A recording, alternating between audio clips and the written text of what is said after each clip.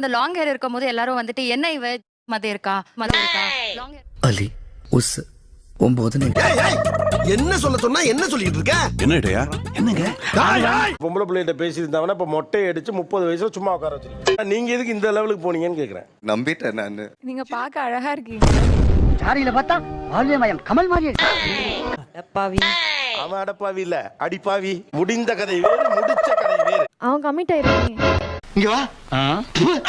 எங்கே தெரியா? எங்க இருக்கனா தமிழ கொல்றானே.